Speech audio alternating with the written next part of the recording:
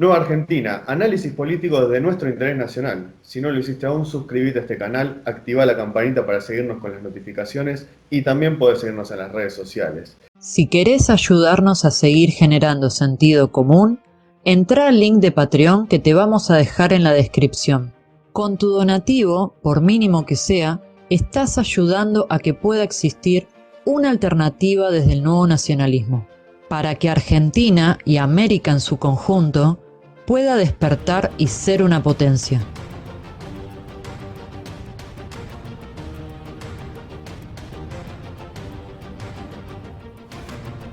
Nuevamente tenemos otro podcast con Javier Villamor, periodista y comunicador español especializado en el ámbito internacional y también analista político. Gracias por estar de nuevo, Javier.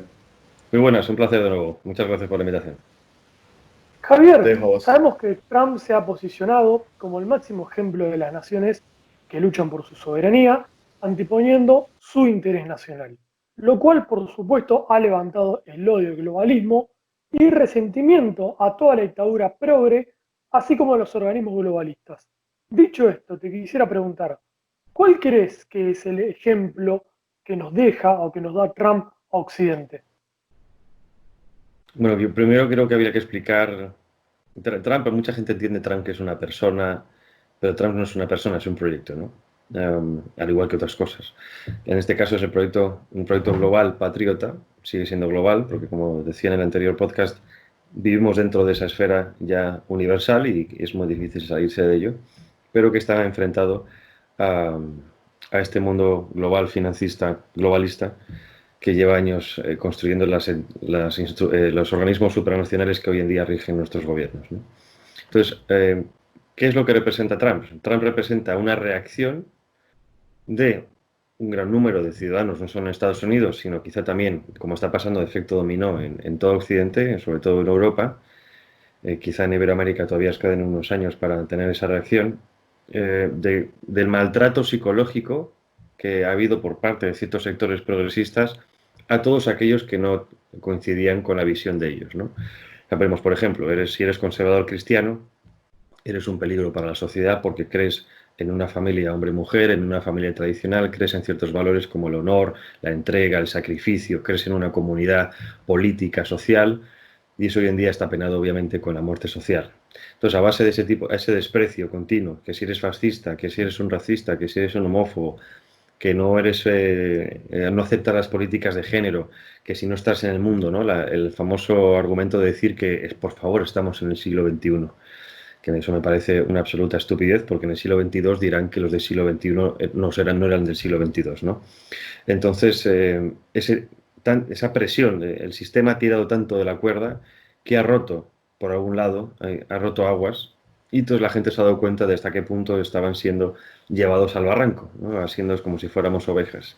Y ese tipo de reacción, Trump es una de ellas, es precisamente la gente que se ha dado cuenta de hasta qué punto no tenían nada que hacer, de que estaban atados de manos y han dicho, han dado un puño a la mesa y han dicho, bueno, ya basta, hay que hacer algo, hay que romper el techo de cristal, hay que perder el miedo a que nos tachen de lo que quieran y hay que empezar a tomar parte de la vida política y en la vida social de nuestros países.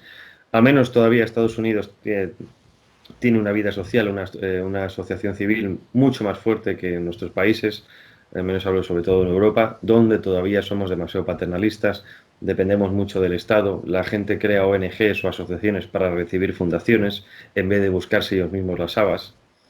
Y eso poco a poco yo creo que va a ir cuajando, ¿no? En el caso de Europa tenemos a Vox en España, tenemos a Italia a Salvini, tenemos a Hungría a Víctor Orbán, tenemos a Polonia, tenemos a todo el grupo de Visegrado, tenemos incluso a Inglaterra que se acaba de salir del Brexit, tenemos a Alternative für Deutschland en Alemania, tenemos incluso a Francia, a Marine Le Pen, aunque se ha aburguesado demasiado en el sentido peyorativo de la palabra, pero es algo que ha empezado y yo creo que durante los próximos años va a ser algo imparable.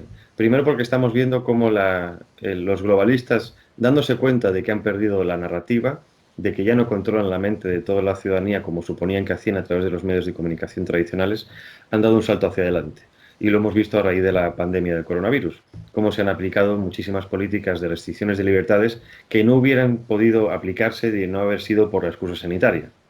Estamos viendo las cámaras de control térmico, de reconocimiento facial, de lectura biométrica.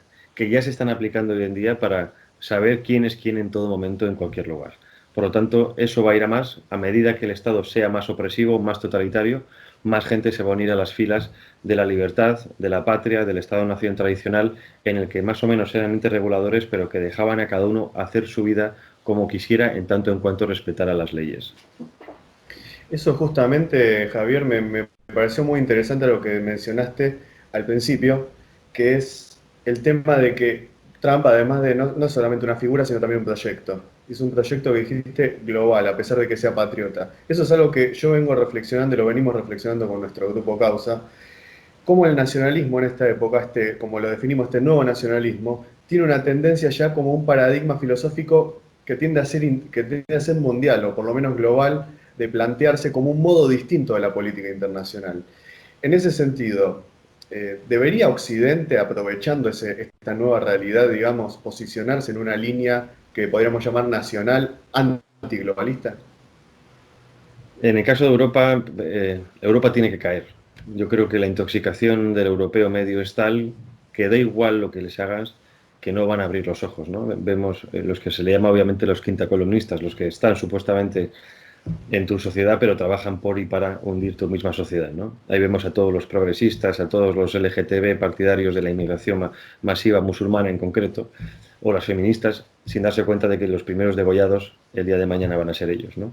Entonces, de alguna manera, esta Europa, yo soy pro-europeo en el sentido de la Europa de las naciones, del respeto a las soberanías, sí compartiendo una comunidad económica común, y no digo, y no critico hasta cierto punto compartir ciertas políticas comunes, ¿no? Pero esta Europa tiene que caer, la gente tiene que darse cuenta de que esta Europa liberal, ultraliberal, progresista, está herida de muerte, porque cuanto más y más apliquen ese tipo de políticas, peor va a ir. Ahora bien, era interesante lo que estabas preguntando desde el punto de vista filosófico de cómo el nacionalismo ha pasado de ser solo regional a casi un nacionalismo universal, ¿no? Es decir, en el que todo el mundo abogue por el respeto de todas las demás naciones. Y yo creo que eso es interesante porque tenemos que tener en cuenta que si el Estado-nación ha muerto como lo entendíamos nosotros, es decir, ya no existe esa soberanía nacional en el pueblo, sí que podemos ayudarnos unos a otros. Y con esto quiero decir que, dado que el Estado globalista, porque vamos a un Estado único global, va a ser cada vez más totalitario, es cierto que quizá las células de resistencia ya no pueden ser los Estados-nación, sino grupos dentro de esos Estados-nación, ¿no? Bien sean partidos políticos, bien sean asociaciones civiles, bien sean ciudadanos independientes, o en este caso yo como por ejemplo periodista, podemos hacer mucho uniéndonos con otras células de resistencia en otros países. En este caso yo quiero hablar mucho de Iberoamérica, ¿no? Iberoamérica es una entidad, es un ente político, cultural, histórico, que ha sido insultado, ha sido deconstruido, en este caso por la élite anglosajona, para poder ocupar su puesto. Pero que en este caso, dado que somos una comunidad histórica, que tenemos una lengua común, tenemos una religión común, tenemos una forma de entender el mundo muy común, sería mucho más fácil para nosotros unirnos o hacer frente común, una cierta resistencia frente a este globalismo, que por ejemplo en la misma Europa, que hay muchísimas rencillas, incluso raciales a día de hoy, dentro de esa resistencia, ¿no? No es lo mismo, no me entiendo igual yo siendo español con un holandés, primero por la historia, que le estuvimos partiendo la cara durante cientos de años, por ejemplo, cómo me puedo entender con vosotros siendo argentinos, con un mexicano, con un peruano, que a pesar de que también se han sido educados en el odio a España por esa llamada leyenda negra, todavía hay un pozo de entendimiento porque entendemos la vida de misma manera. Entonces, ¿esos nacionalismos son necesarios? Sí. Quizá el nacionalismo el día de mañana ya no tenga nada que ver con el amor a la bandera, porque han desprestigiado tanto los símbolos, han insultado tanto lo que eran las antiguas fidelidades, que a día de hoy, ¿qué representan, no? Es decir, yo cuando miro a España, y me considero un patriota de cabo a rabo, ya no veo en la España en la que yo nací, ya no veo la España que supuestamente representa lo que yo soy, porque han creado 17 reinos de taifas, deconstruyen el Estado-nación, se meten con la historia de España, deconstruyen España, ahora tenemos a los movimientos indigenistas antirracistas llamándolos colonos genocidas, y mucha gente aplaudiendo eso. Entonces, ¿qué nos queda de eso? Y aquí quizás nos podemos plantear un poco la vuelta al mundo benedictino, ¿no? Como estaba comentando antes fuera de cámara, una vuelta, quizá una cierta reclusión que tengamos que necesitar para poder tomar fuerza y salir con más determinación, con nuevos valores, con nueva forma de pensar, y dejar de lado este mundo porque se ha demostrado que es caduco y además es enfermizo, es venenoso, ¿no? Cuando digo dejar de lado no me refiero a apartarnos y crear una sociedad paralela, que tampoco hay que descartarla, sino realmente poder encerrarnos y hacer un acto de constricción personal, conocernos a nosotros mismos, ver qué podemos dar y salir al campo de juego a darlo todo. Mientras tanto, somos seres indefensos que intentamos atacar como podemos a este mundo, pero es muy complicado mientras no estemos unidos, ¿no? Y los partidos políticos quizá puedan ser una cohesión, pero yo creo que todo pasa por crear esas células conectadas, interconectadas a nivel internacional, como resistencia global a un movimiento globalista. Clarísimo, Javier. Justamente de eso hablamos mucho, que es el tema de Occidente se ha olvidado de crear. Y por eso también nuestra propuesta es que desde los occidentales de distintas naciones volvamos a pensar en cómo crear de nuevo valores y sobre todo objetivos comunes. Así que te agradecemos por estar en este podcast. Vamos a estar hablando de muchos otros temas como George Soros, así que estén atentos que vamos a estar subiendo también. Así que te agradecemos por estar acá, ha sido un placer nuevamente. A vosotros, hasta pronto. Hasta luego. Hasta luego.